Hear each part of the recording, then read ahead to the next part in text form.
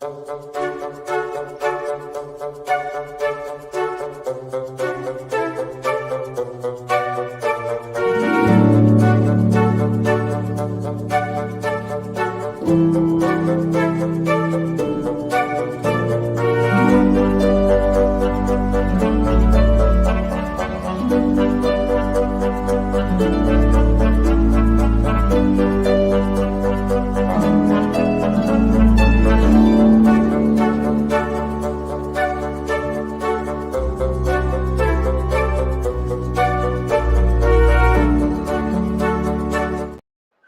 Wednesday evening, everyone. You are watching Direct Line. Tonight's guest is Kaush Arha. He will be speaking on South Asia, India, China, and all the stuff going on there. Our hosts tonight are Mark Uncofer and filling in for the vacationing Jackie Saxton. It's Don Irvine. Take it away, guys. Well, thank you and welcome to the show. And I think you've given us something of a first since you're currently in Delhi, and it is, 6 o'clock in the morning, I think we talked about. Early. It's very early in the morning where you are, but it gives us the benefit of having a sort of in the field interview. I want to.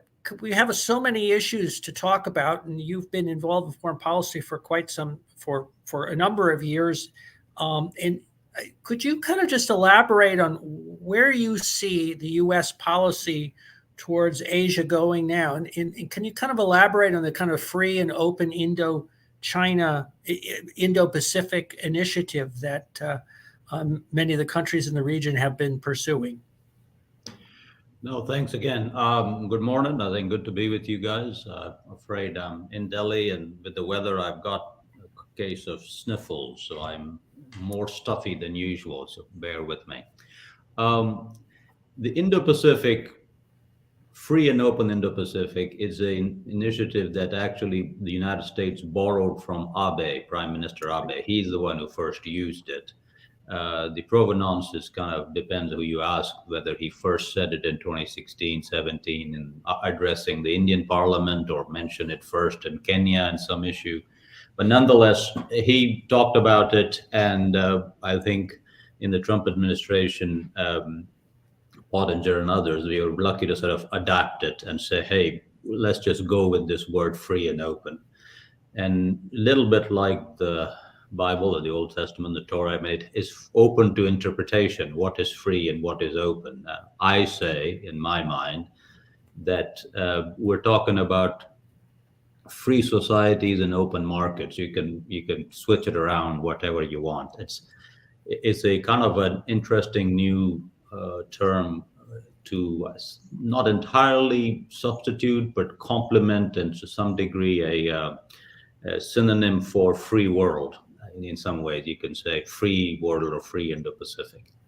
Now, in that particular initiative, most people have bought into it because it's semi-ambiguous. It's not sort of, doesn't really say who would not want to be free and open.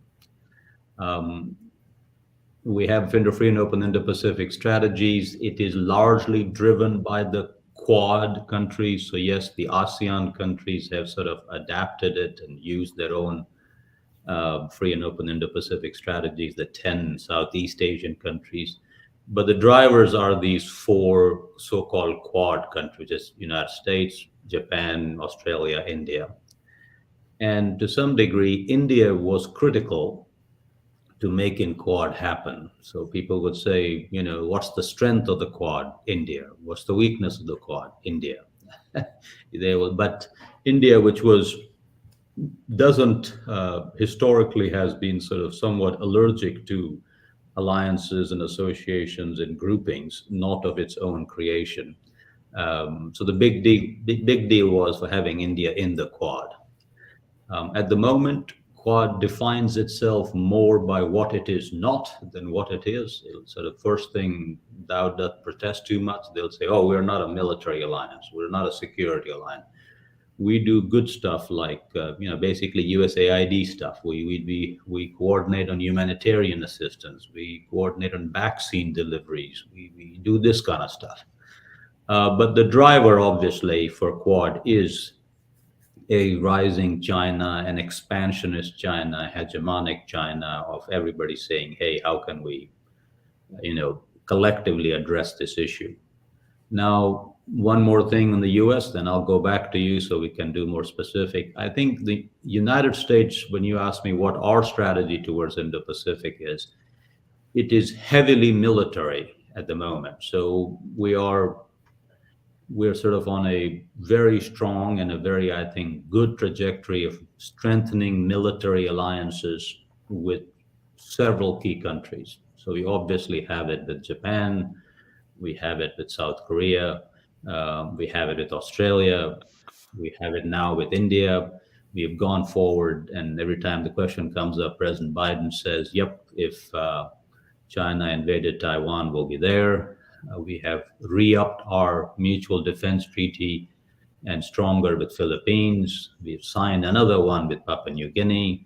We've done another one with Vietnam. So we're kind of forward leaning with sort of security assurances, which is interesting, and it's sort of somewhat, so we're a lot of forward deployment of security alliances, and fantastically conspicuous by its absence is the lack of the same in the economic alliances. So it is largely an economic battle we are fighting with China at the moment. I hope it doesn't turn into a military one. But our strongest economic alliance was the Trans-Pacific Partnership. There are versions of this. And latest is the Indo-Pacific Economic Framework, IPEF.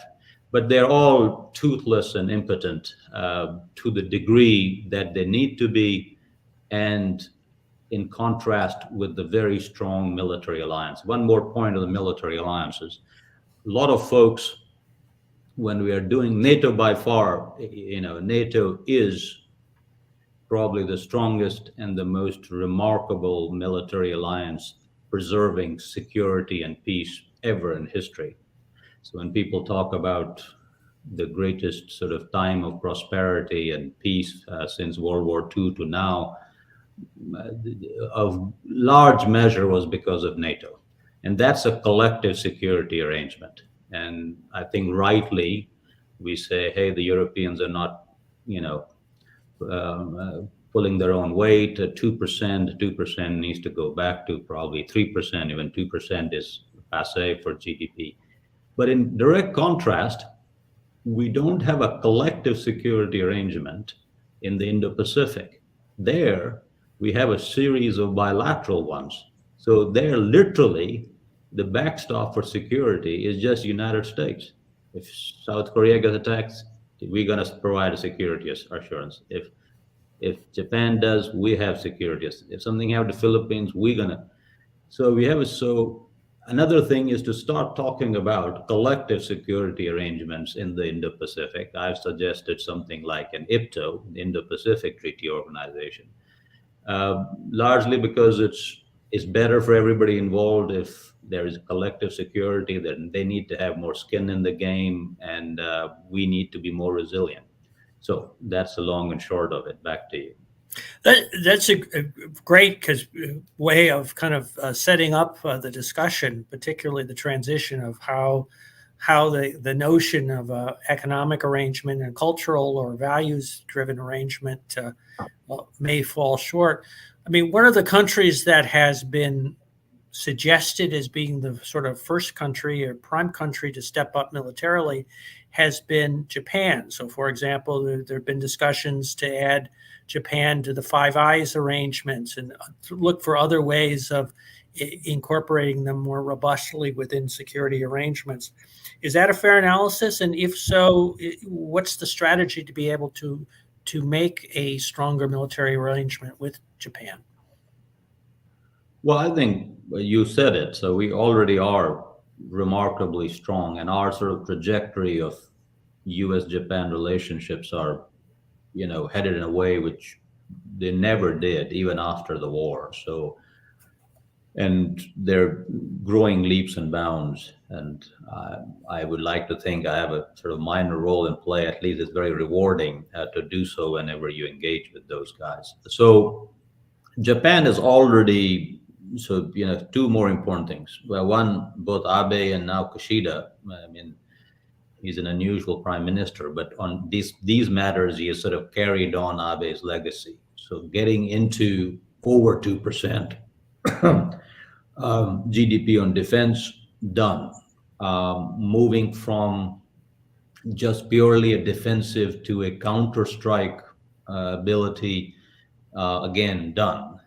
Now they're going to try to build a marine-like organization to be able to defend some islands, working with ours. Okay, good. So it's sort of edging towards that way, and I think also the military production, I think, needs to be ramped up. It's headed that way, probably more so. Same with South Korea. South Korea is the largest sort of armaments exporter in the Ukraine war. So all these are good trends.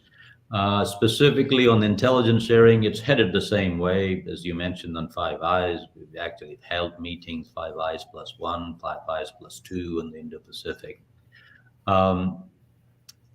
So I think very rapid work is done. They just need to have some internal reassurances and fixes, so that when this is both policy-wise and also sort of technical stuff, that if you're sharing information, they have what it takes to be part of the group, not be a sieve. So I think we're all headed that way. So it's all, we could probably go a little bit quicker, but it's headed that way. But even there, I just think, I mean, I would feel better if we had this issue, which is sort of kind of, it comes up again and again in most bizarre ways and most unhelpful way. Well, if America went to, war on Taiwan, who's going to be with us? It's not even entirely sure that we're going to be there. I mean, so just to be quite honest, every time the president speaks about, his entire office comes up and says that's not what he meant.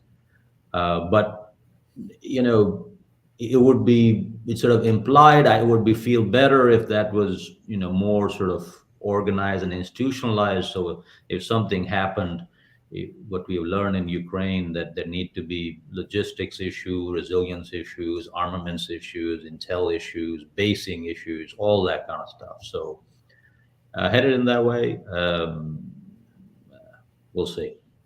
So let me turn from Japan over to India. And there's a great phrase that Prime Minister Modi used. I think it goes back to when Obama was president, but described, quote, overcoming the hesitation of history as a way of describing sort of Indian relations with the U.S.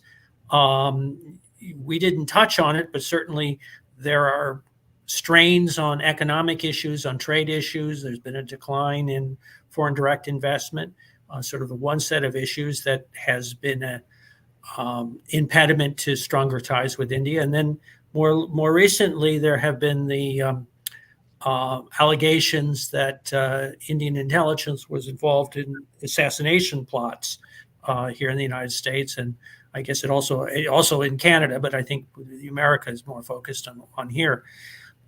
What's your thoughts on the sort of outlook for U.S.-Indian relations?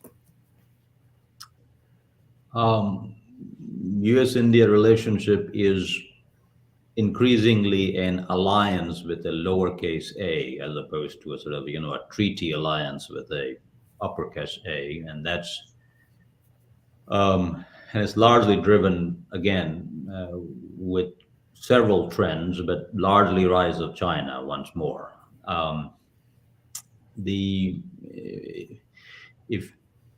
Overcoming hesitations of history is a fine phrase. I think whoever wrote Modi, and it's Modi, not Modi with Lodi, but Modi with Dodi. Overcoming his hesitation. I wrote a note and gave a speech in which I said, overcoming hesitations of history, from straddling fences to standing tall. I mean, that's kind of the history of India a little bit. Very sort of quickly, the survey is Nehru becomes the first prime minister. He has issues, as the young kids in the valley in California said. He had issues, and history would not be kind to him. But certainly, the Indians were very sort of held him in a very hagiographic way earlier on, having been the first prime minister and who could speak English well and ride a horse and that kind of stuff. Um, he tended to have socialist views, or at least anti-imperialist views, and so during his tenure, there was this issue of having a non-aligned movement, and this is almost it's like a sacred cow in their foreign policy. I have often punctured it by saying what exactly were the benefits to India from this movement per se, both security-wise and economically, other than just that you wanted to be different. I mean, everybody wants to be different, but I don't know exactly what you got for it. In Indira Gandhi, there's few in between prime ministers, but in the Gandhi's, his daughter's time, we had this phase where they went through a nationalization of when Coca-Cola and GE and others sort of were booted out. And when you met with those guys, they said, never, ever back in India. It's a bad experience. It goes in, and then what happened at a couple of Kashmir issue, whenever the Kashmir issue came up, because God rest his soul, Henry Kissinger. I mean, he was one of those guys who was great in some areas and terrible in the other, because he was largely a Eurocentric person, and so there was a lot of collateral damage on the side of him in history. One of which was India, because the road to China led through Pakistan, and so that's why we became close to Pakistan entirely as a utilitarian way. And on Kashmir issue, we backed Pakistan, and the Soviets backed India on the veto. So the Indians don't forget that. So every time this issue came up, just like Israel is reliant on us, the reliance on those two countries in the veto in the Security Council.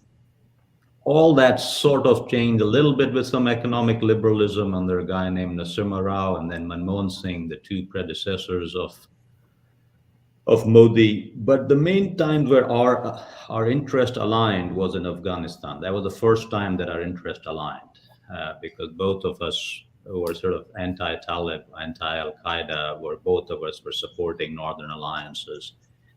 And, India, so just to give a perspective, of course, we were the big donors in Afghanistan of everything military and even civil, but Japan ponied up $5 to $6 billion in sort of civilian assistance in Afghanistan. India ponied up $2 billion, so a substantial amount of change went in. And the Afghanistan withdrawal was again a thing to India that America cannot ever be a reliable partner. And I mean, that's a history that comes in largely because of the Kashmir and the Pakistan issue, which we have sort of gone past. But it was reminded again with the Afghanistan withdrawal. So that's one little trend. And then really Modi is the most sort of partial to American prime minister in the history of India. And so I think that's his outlook and sort of more business oriented, more middle class, all the rest of it. So I think the China, the Quad, certainly I think that the onus of resetting Indian relationship, the term often used, goes to Bush and Condoleezza Rice for the nuclear agreement. So that's where the history has come up. Where we are today is that we both need each other pretty strongly in different ways. So irrespective of other issues, it's just a strong convergence that'll keep happening.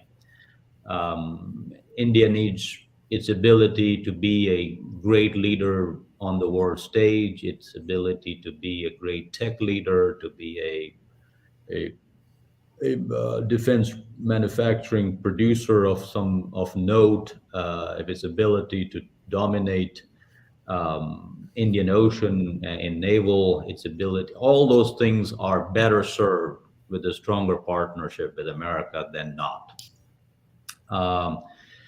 And obviously its ability to resist China. And on the other hand, for us, without India, there is no Indo-Pacific strategy. I mean, that's the only country that is literally on the Asian landmass, or everybody else is an island. I mean, Japan, Australia are over there. India is over here and actually has the longest land border with China, has an active disputed border with China, and in some ways can play a very important role by dominating Indian Ocean. And that's where we need them rather than coming over to Taiwan and doing something which is beyond their capacity.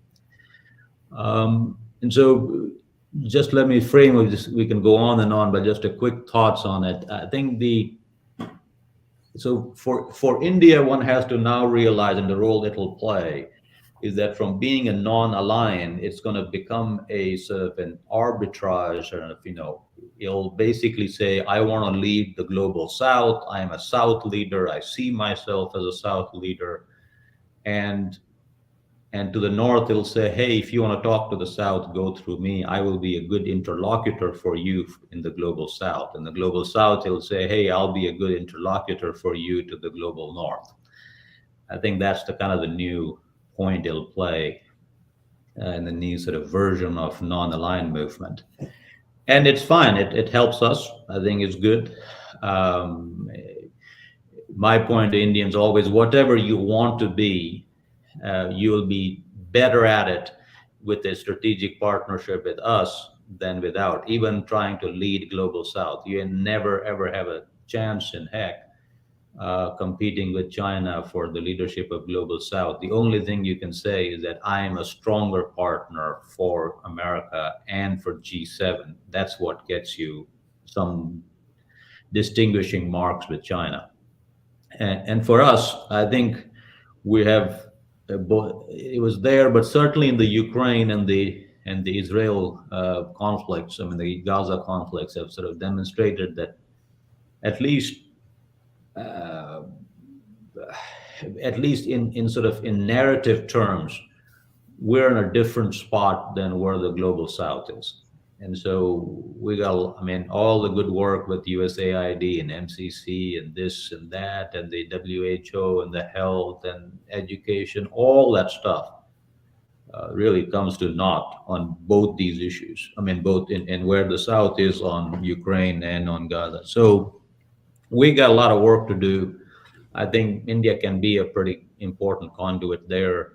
And then we probably need a new paradigm and a new vocabulary to start talking about and with India, because there are some first when they're going in. India by 27 will be the third largest economy. So for the first time, we're going to be engaging in a sort of a near equal, not nowhere close to equal, but kind of near equal, because you got 1.4 billion people, you got third largest economy. It's a country, unlike every other strong ally of United States, is not entirely dependent on us for their security, whether it be the Europeans or the Japanese or the Australians or the Israelis or the South Koreans, they're 110% dependent on us for security. India is not that, even though it does need our assistance substantially to be better at it, but not dependent to the same degree. And we got to learn lessons on how we try to deal with the second largest economy in China and not repeat them to some degree with India, figure out how best to sort of work on it economically. From the Indian side, they need to grow up and for the first time engage with countries in bilateral relationship with reciprocal commitments, something they've been allergic to. That's the whole nonsense about non-aligned movement and sort of something here and there. So I think there is sort of a lot of learning and a lot of new sort of paradigms and vocabulary then from our side, whether it's democracy or trust or, values and interest and those sort of things. On the Indian side, this unending moralizing and so self-aggrandizement of leading the global South, leading the non-alignment movement, leading something which is their own creation, and never ever, sitting at the big table with reciprocal commitments as they are, whether it be G7 or NATO or something. So learning on both ends, but headed in the right direction. Over. All right. So let me just jump in here. So my Asian bona fides come from a Japanese mother, a Korean wife, and a Filipina daughter-in-law. But so I'm very interested in what goes on in that region.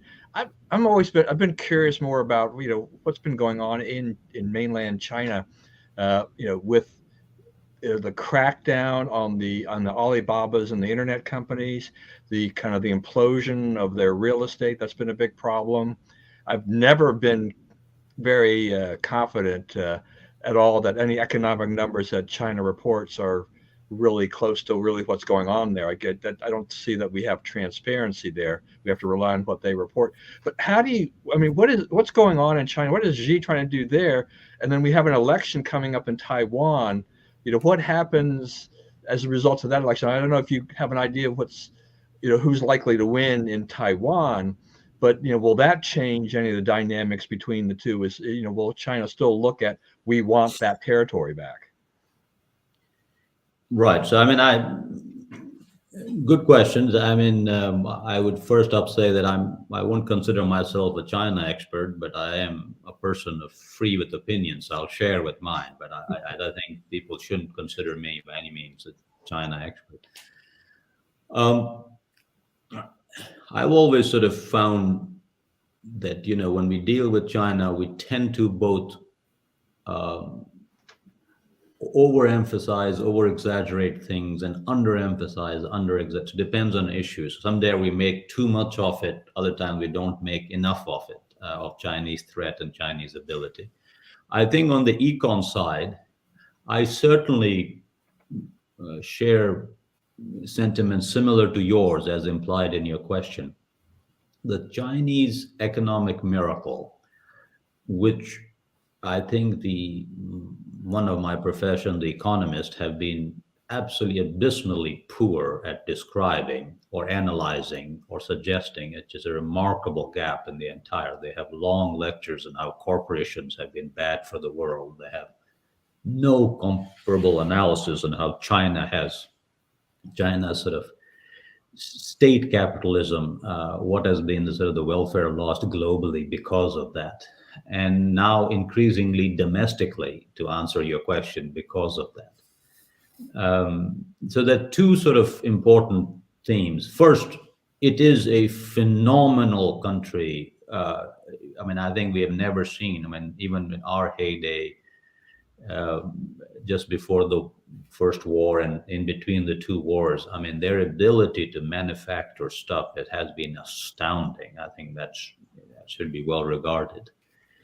But the laws of physics and Newton don't come down. That goes up does tend to come down. I haven't seen anything which is sort of completely sustained in a government-led mixed system, keeps going up in a way. It's not new. We thought the same way about the darn Europeans and their corporate structure. We thought the same way about the Japanese, that this is a new econ. They'll just keep going in some way.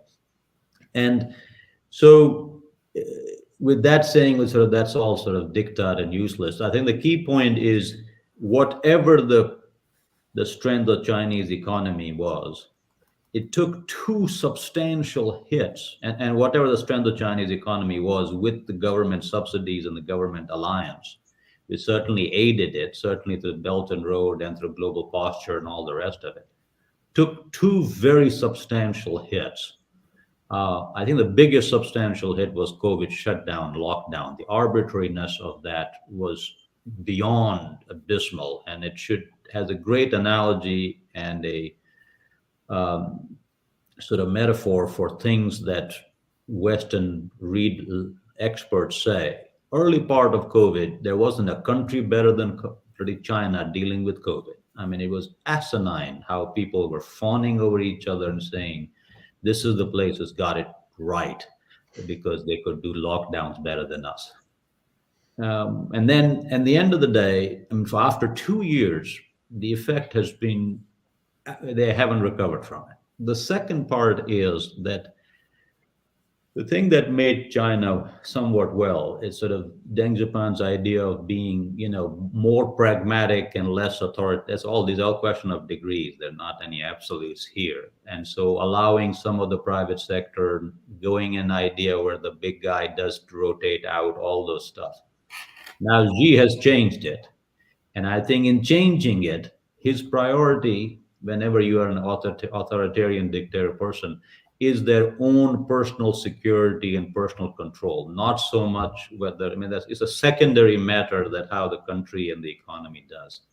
And so he's been clearing house at a very rapid rate, both in his security and his economic apparatus. And so that has another tremendous chilling effect that we really don't know, have not really measured it well. So these two effects, whatever, I'm not an expert to go more granular on it, but from at least strategic point of view, whatever that boat was, with whatever sails it was sort of sailing on, at least two important sails were taken off with these two actions. Now we'll see, it still has tremendous resiliencies to go forward. As far as sort of Taiwanese election, that's a pretty complicated one. There are sort of clear trends which tend to support more the same of the present party. The idea being the opposition is divided. I'm not a Taiwan expert. I think it's more concerning that folks think China is not the big issue. They've got more sort of bread and butter issues are bigger than China being a bigger issue.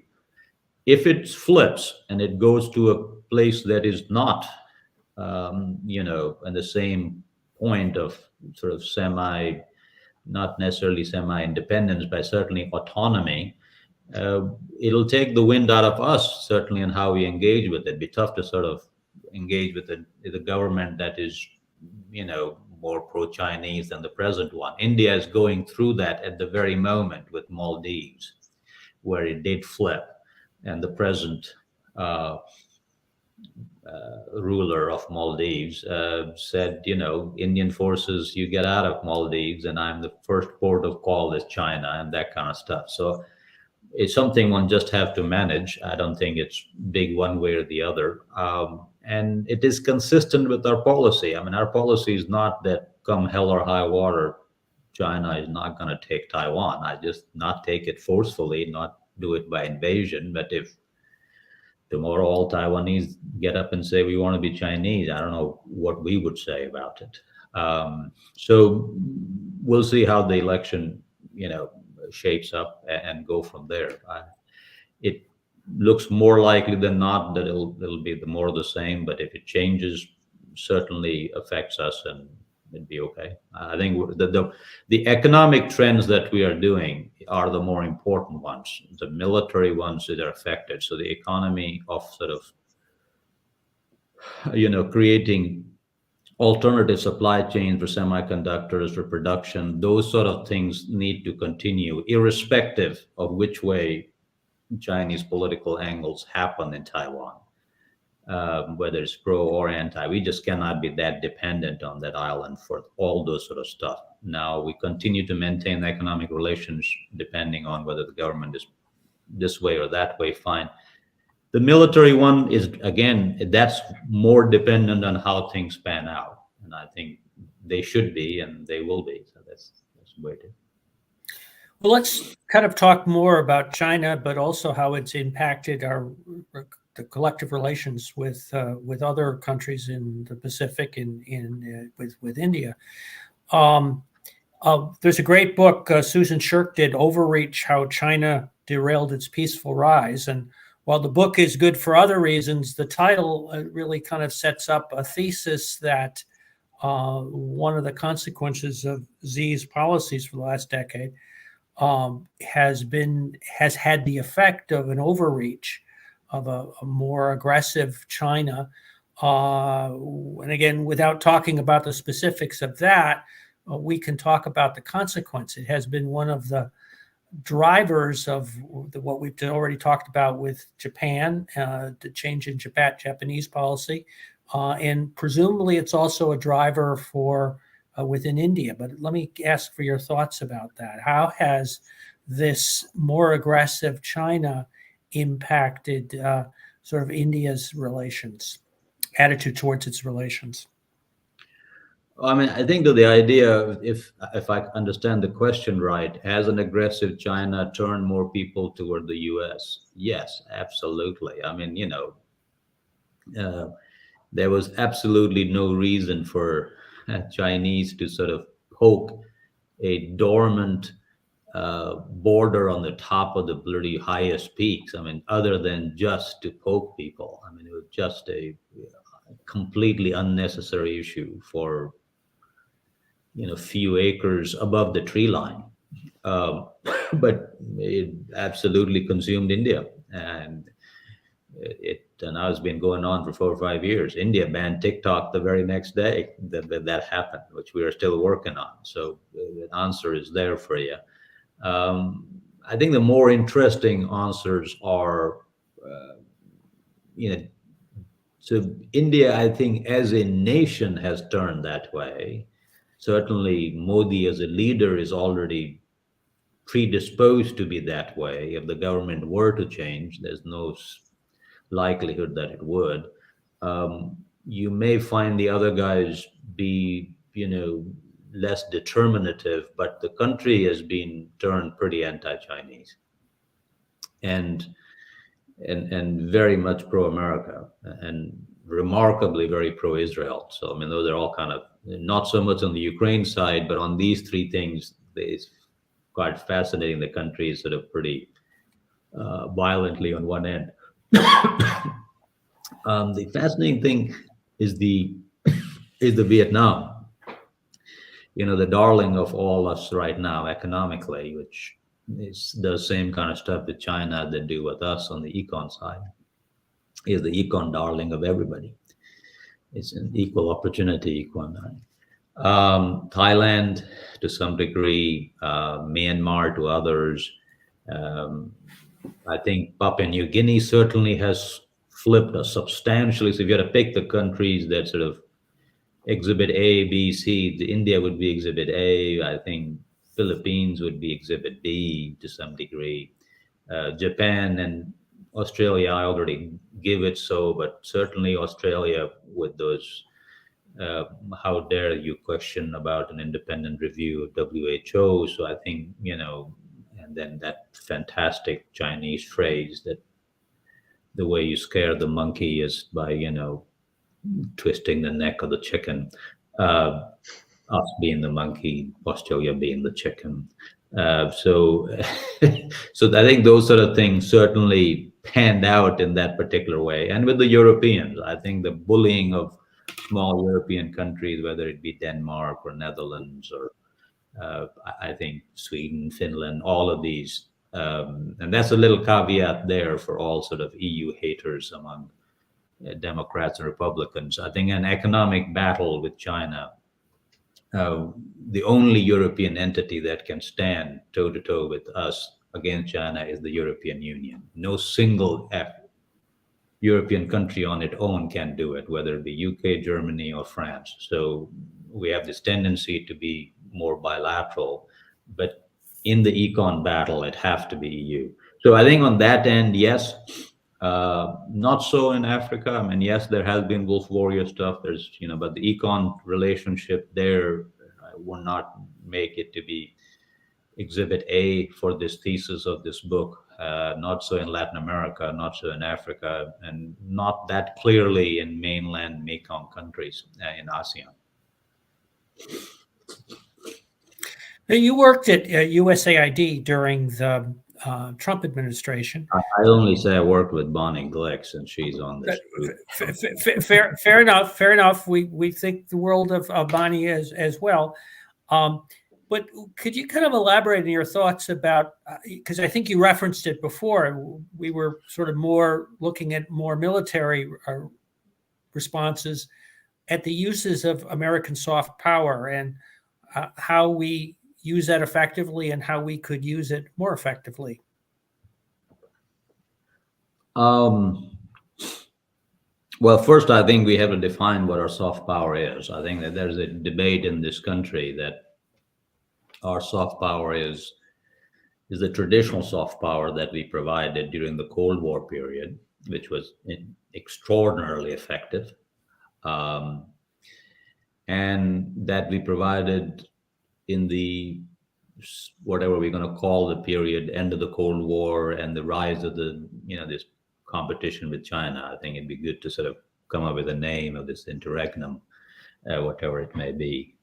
That in that phrase, that what we did was, again, no other country in history has done it, blah, blah, blah, we have done it. But end of the day, the question has to be asked, is that for its own good, which most of my colleagues would tend to think that it's, you save life, and it's like when we were doing forestry and wildlife biologists were working for God, the rest of it has to work for the taxpayers.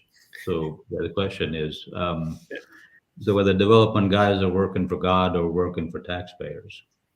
And if you're working for taxpayers, then I think that there needs to be a clear idea as to what the return is. Is it hearts and minds? Is it some, closer relationship? Is just improved human life indexes, whatever that is. And I think that debate need to be had. I'm certainly on the side that it is high time. We were also not living in a world of extreme poverty like we did back then. I mean, most even African countries are the youngest, the fastest growing, even though they start from a very low base, but their middle class and their economic sort of growth will be pretty high. So I have to sort of tailor it more to what are the aspirations of these countries are, rather than, doing public service for them.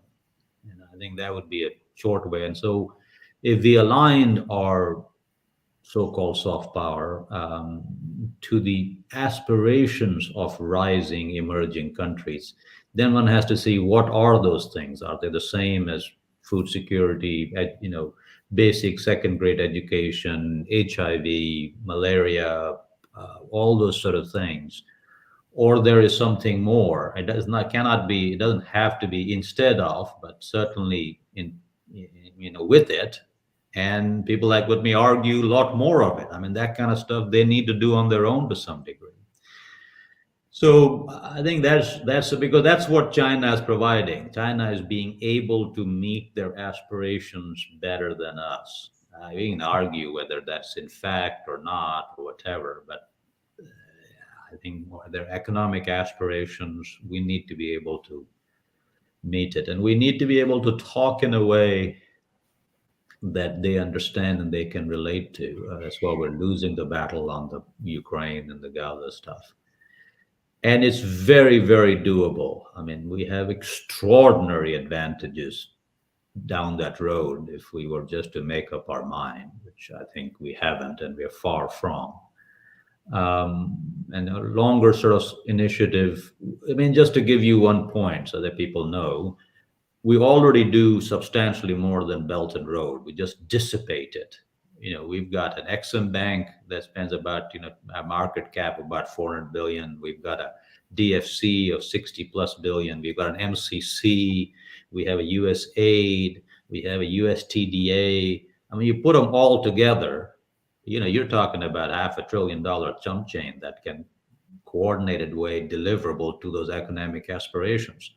We were hand-tied ourselves, and DFC can only work in poor countries. They can only do this, and MCC. So there's a whole lot of rethink and a whole lot of reorganization, a whole lot of redirection that needs to happen. And that goes to a broader point. We are very good at doing diplomatic and military alliances and making the world into a competitive field on diplomatically and militarily. You've got a place to call, whether, when you got an economic, you got a military issue, you go to DOD. When you got a diplomat, you go to, if you got an economic competition issue, where do you go in this town? Do you go to USTR? Do you go to the E office at state? Do you go to Commerce? Do you go to Treasury? Do you go to DFC? Do you go to AID? We're woefully unprepared to engage in an economic competition. So a lot more to do for at least a few years for a lot of folks as things move on. Well, thank you very much. It's certainly a very thoughtful discussion. And I guess now you're able to go for breakfast because we got you up so early in Delhi. And just for us, we'll be looking to go to Masoni's Italian Restaurant in Perry Hall, which is owned by our good friends Greg Masoni. But Kaush, thank you very much for this, for sharing your thoughts. And Don, as always, it's a pleasure. It was my pleasure. Thanks again. Thank you.